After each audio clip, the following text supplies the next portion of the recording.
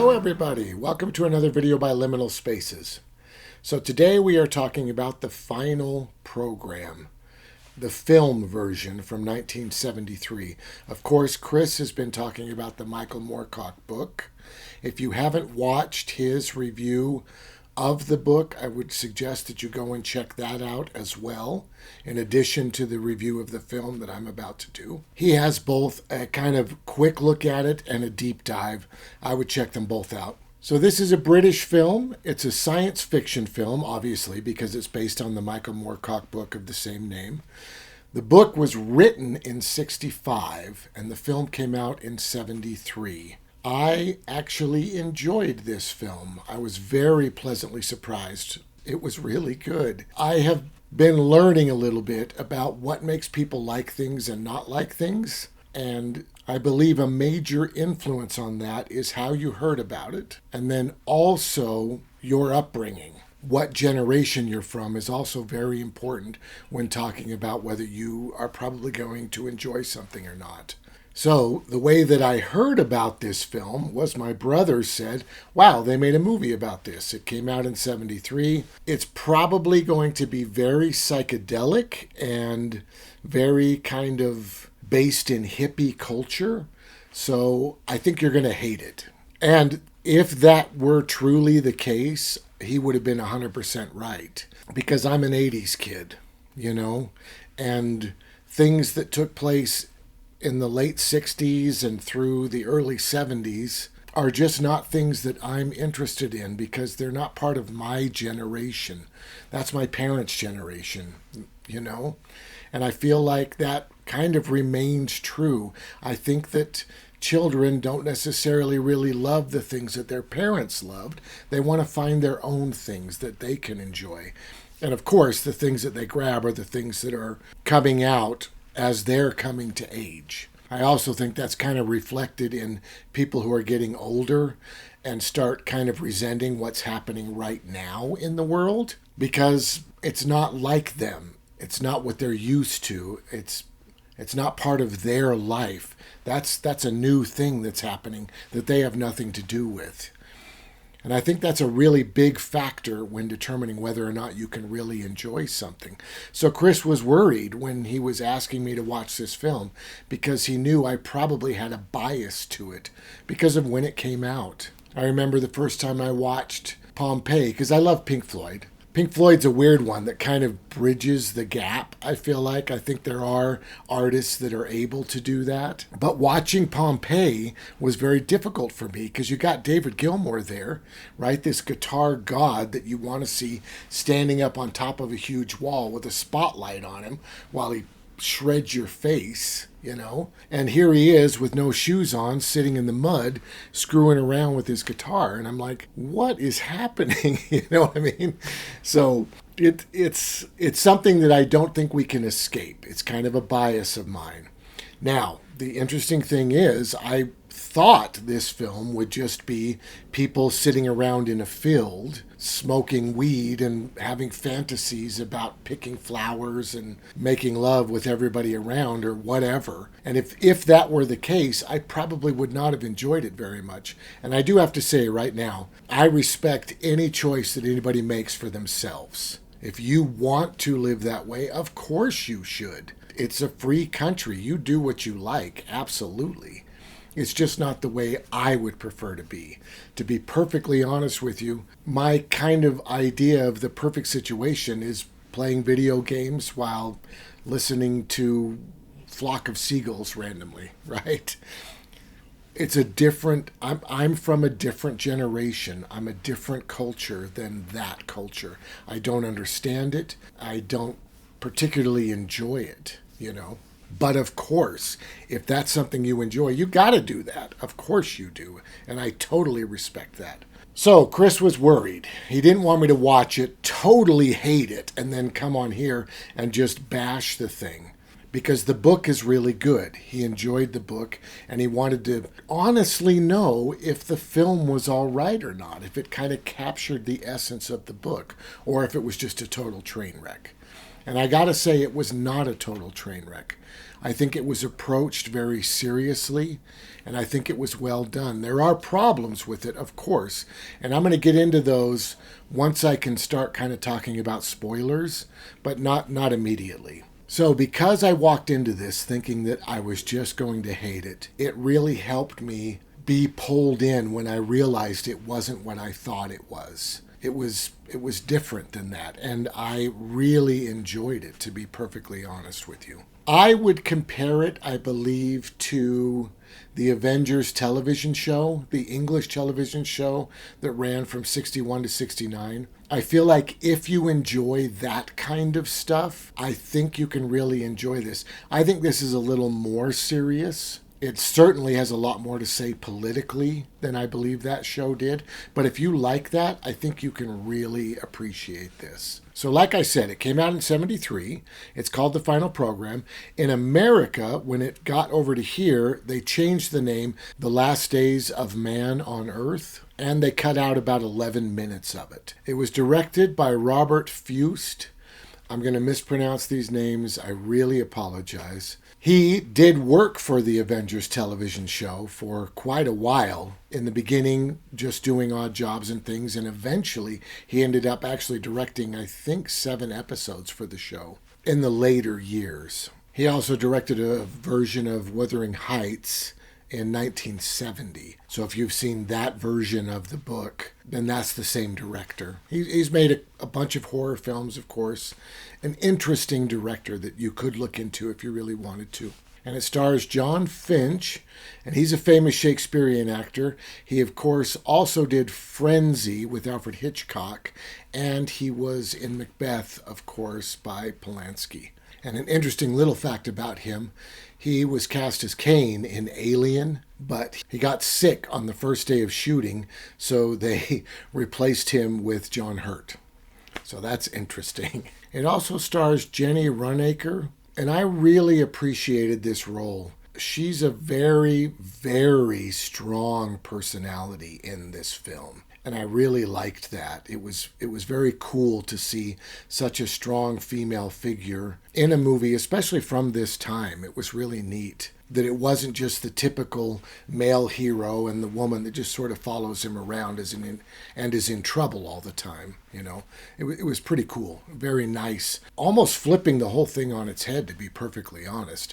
I mean, he's just following her around the whole time. So the basic synopsis of this thing is a young man has just had his father pass away. He's at his father's funeral. He's this brilliant scientist, and he's also like a billionaire. Like, he's incredibly wealthy. So he's really spoiled. He's very angsty and angry, and he's storming away from his father's funeral because dealing with grief is hard, of course. And one of his father's associates follows him out and says, "There's a certain microfiche that we need from the house.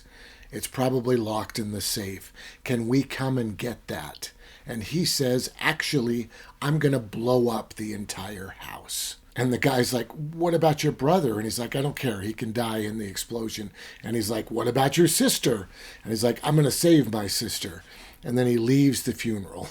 So that's just kind of the basic setup of the whole situation. And it was interesting because I was reading some of the reviews of the film, and everybody was saying how confusing it was. And I got to be perfectly honest with you, I found this to be very, very straightforward. There are no hallucinations. There are no weird time cuts. That's not 100% true. There is a meeting that he has with a religious leader.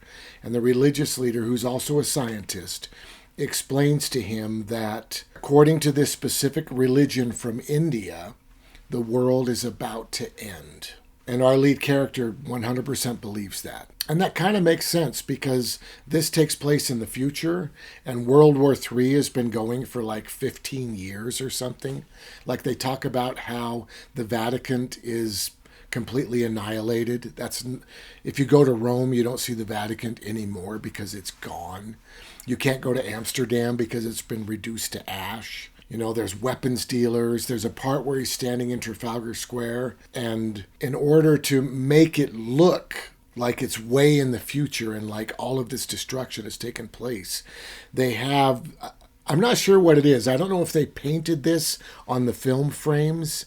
They have this huge pile of destroyed cars. So you can see, of course, the famous Trafalgar Square building behind him. And he's standing and looking out this way. And there's this huge stack of destroyed cars right next to him. And it looks a little bit off. It's not perfect. The budget for this film is not large at all. Like, this thing makes Logan's Run look like a massive budget masterpiece. You know what I mean?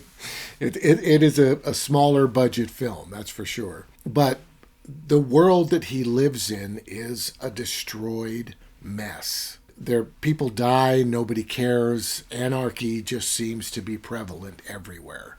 It's chaos. The funeral that I was telling you about in the beginning of the film, this isn't a spoiler, it's right in the beginning, is them just out on a beach, and they build this pyre. People come up with these huge logs and they just pile them all up. They put the coffin on top of it and they start it on fire. That's the funeral. It's a different world than we're used to now. So this young man is desperately trying to save his sister from his crazy brother. He's trying to blow up the house that he grew up in. And reluctantly, he's offered to help these people try to get microfiche from his brother. Because the family is so wealthy, the house, the estate, I should use the word estate to be honest, the estate is protected. So trying to achieve these goals that these characters have is a very difficult task because of the amount of paranoia and money that the family has and had. They're able to set up all kinds of crazy defenses before they can even make it to the house. They're fighting through things. And it's a very interesting, weird, enjoyable adventure that they go on to try to achieve this. The part that I couldn't quite wrap my brain around was the theme of the. I didn't really understand what the point was. And I wonder if that's why people say that it's confusing for them. Why they say that they're lost the whole time. Because I'm not sure what the film is trying to say. Now that I've thought about it for a while, I do think I know what the theme is, but I don't want to say anything about it now because I think it will spoil a lot of the movie. So in general, I like this movie. I think it's an all right movie. I think you can have a fun time watching this. If you like stuff like the Avengers television show, a little bit campy, a little bit funny at times, serious at times, I think you really can enjoy this movie. So now I want to go into some spoilers. First off, let's talk about the lead actor. I think he did an incredible job. Some of the choices that were made in this are really, really cool because he is such a spoiled child. Like there's this great scene where they're all hanging out in the living room. And you kind of got to know the layout of the house.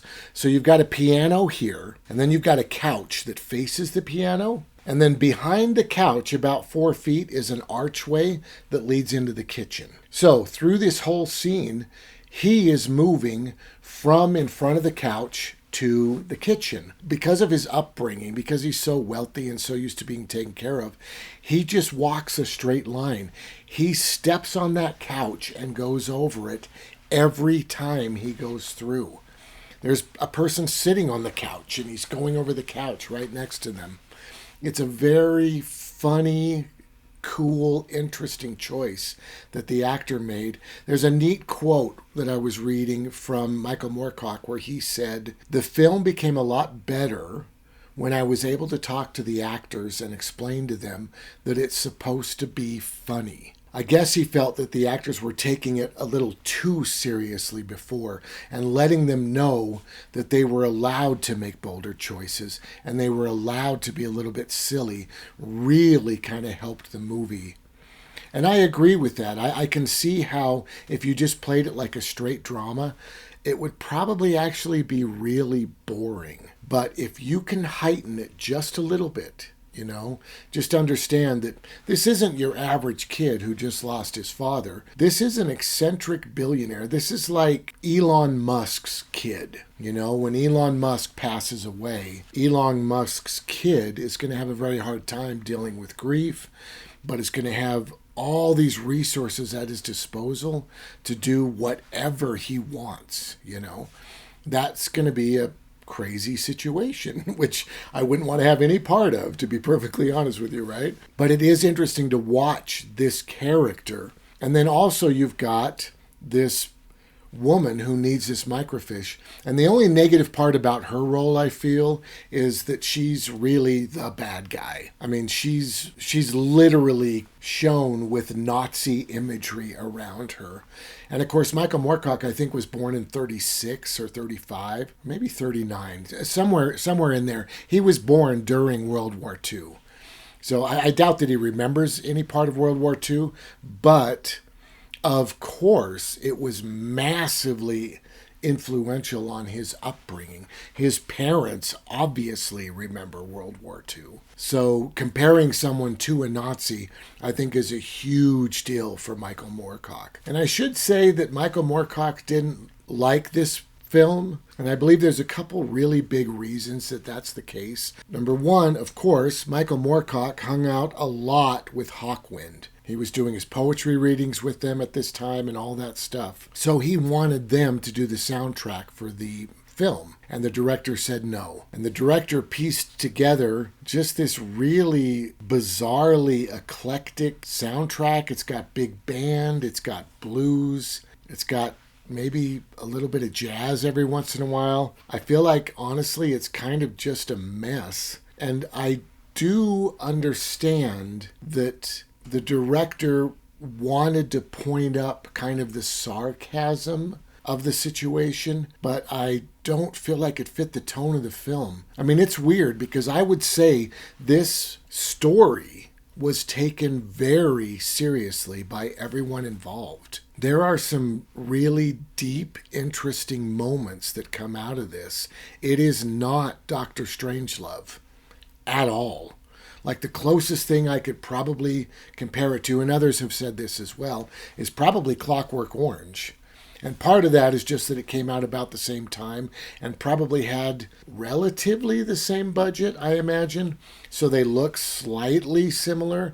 This film was not trying to look like Clockwork Orange at all. But I can see why those similarities are drawn between the two. So it's serious and it's dark. And for the director to push so hard through the music to make it seem silly felt a little bit weird to me. The opening sequence where they're building the pyre, he's got this big band music playing, which it just looks like Monty Python. Like, straight up, it looks like Monty Python.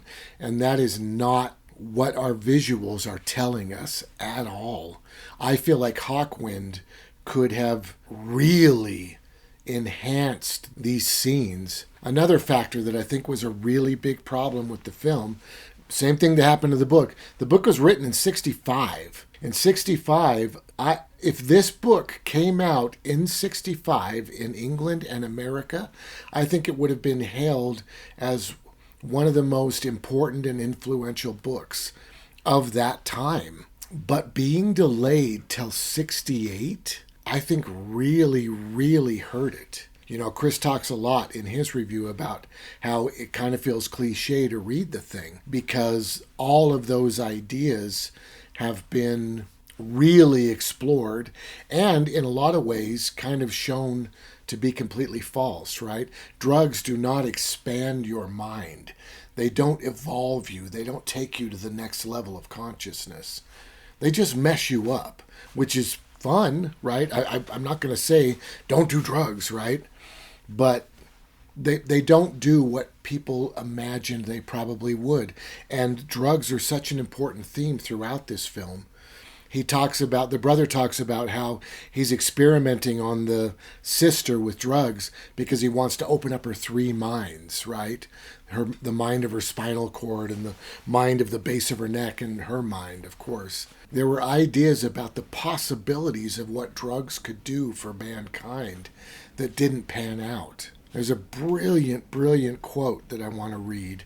This is from Fear and Loathing in Las Vegas, and it's probably the most poignant thing I have ever heard about the summer of love and drugs and generations fighting with each other. Just a brilliant, beautiful quote. And that, I think, was the handle. The sense of inevitable victory over the forces of old and evil. Not in any mean or military sense. We didn't need that. Our energy would simply prevail. We had all the momentum. We were riding the crest of a high and beautiful wave. So now, less than 5 years later, you can go up on a steep hill in Las Vegas and look west, and with the right kind of eyes, you can almost see the high water mark, the place where the wave finally broke and rolled back. And I think that sense of loss and that kind of growing up, that's a weird way to put it, but realizing that your time on earth is not the pinnacle of existence, that you are not the chosen one, that your generation is not the greatest generation to ever live, that life goes on and people change. You can love where you were. I love where I was, certainly, right? I love the 80s. It's weird, but it's totally true because of my age. But that doesn't mean it's going to last. That doesn't mean it's going to stay. And I think that by the time this film came out, people were becoming aware of that fact. This didn't come out till 73 because the book was delayed till 68.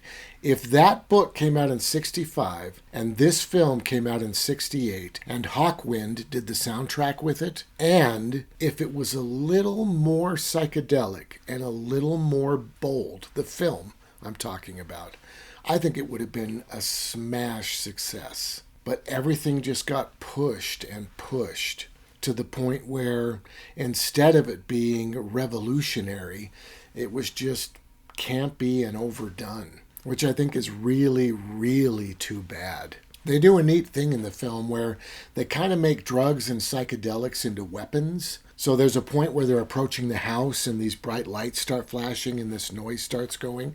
And he's like, look at the ground, don't look at it. Because apparently if you look at the lights after 30 seconds, it'll cause a seizure. And also apparently it'll destroy your inner ears, which is an interesting weapon. Also, they have these guns that shoot little needles. And I guess on a most basic level, the needle, once it hits you, it just eventually makes its way to your heart.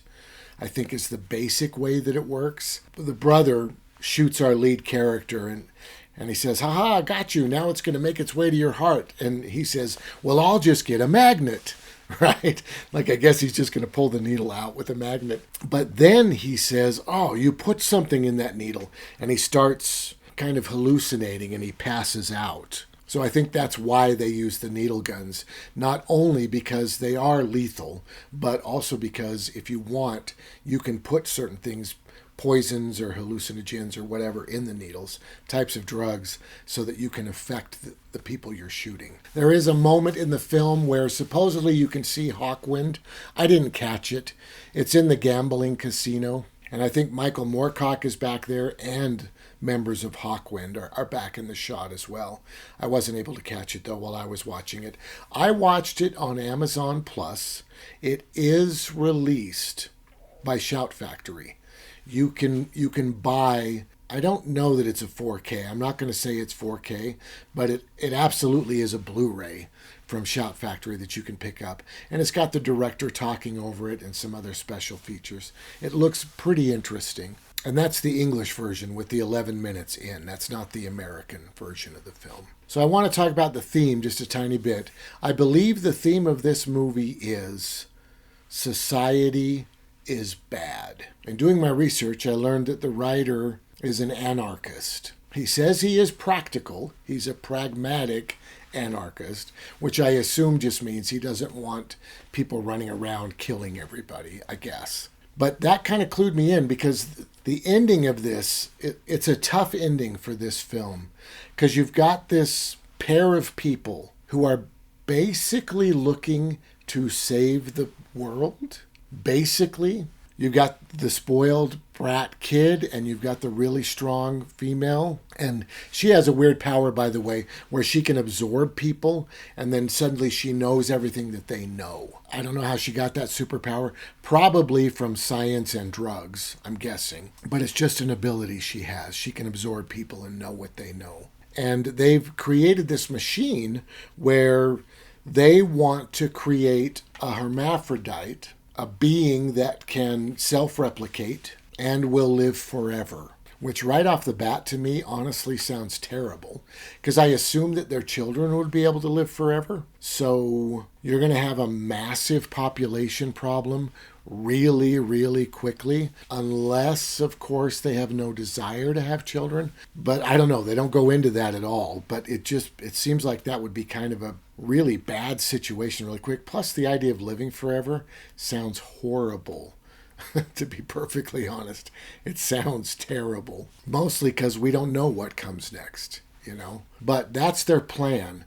They want to basically take humanity to the next level through science and through drugs so that the world doesn't end. So they go through all these traumas. He ends up killing his sister on accident, and then he kills his brother. She's absorbing people and killing them while they're going. And then in the end, she basically forces him into this chamber with her, and the scientists do their craziness, and they meld into one person who is the Messiah, the new spiritual leader of the world. And I was reading about the book, because the end didn't make sense to me for a theme of a film. It really was jarring. So I was reading about the ending of the book, and in the ending of the book, they turn into this sort of glowing being and they emerge from the pod that they were in and everybody bows. Like everybody knows. The minute you see this angel or whatever this thing is, you know that they're the new Messiah. And then the last line of the book is something like, "This world looks really tasty," or something like that, which is a really menacing, evil, strange thing to say. And that makes sense to me, because I can see a lot of anti-religious themes in that. I do see anti-science themes in that, which I don't love so much. But the anti-religious stuff I really do love. I appreciate that. Don't love the anti-science stuff so much. But learning that he was an anarchist, all of that makes sense to me. He doesn't appreciate any of that kind of stuff. But in the film, when they come out of the pod, they're a horrible, disgusting creature. And nobody's bowing, right? There's only one person who sees them in the film, and they literally have to ask, "So is that you now?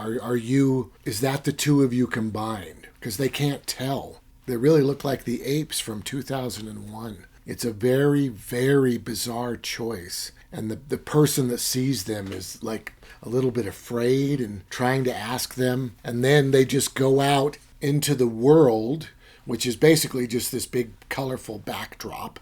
They just go out into this colorful world and they say, "This world looks very tasty." That really threw me. Not making them a glowing being that everybody could bow to, and yet they're still very evil, I think was a really poor choice. I think it really hurt the film. It undercut the political statement that they were trying to make. I feel like everybody could look at that thing and just know, that's a monster, get away from that. We don't want to have anything to do with that. But it does sort of fit. It still sort of fits. It still basically says that science and religion and society, all of that is just kind of a joke. You don't need to follow the rules because following the rules will put you in that place. This crazy genius scientist kid who wants to blow up his house, who is constantly popping pills and drinking alcohol and basically just partying and moving around, becomes this horrible beast in the end because of religion and science. So I can see the theme kind of clearly now, but I do wish they would have followed the ending of the book a little bit closer, because I think having it be that glowing being that people automatically just bow to would have said a lot about humans. It would have said a lot about religion and a lot about science, and I think it would have been appreciated more. But if any of this sounds appealing to you in any way, what I've talked about, I do recommend you see the film. You should at least give it a watch. I'm not going to say it's incredible, greatest sci-fi movie you've never seen or anything weird like that, right? It's all right. It's really not too bad, and it's worth checking out. But I hope you enjoyed this. If you did, please hit the like button. If you want to see more like this, make sure to subscribe, and have a great day.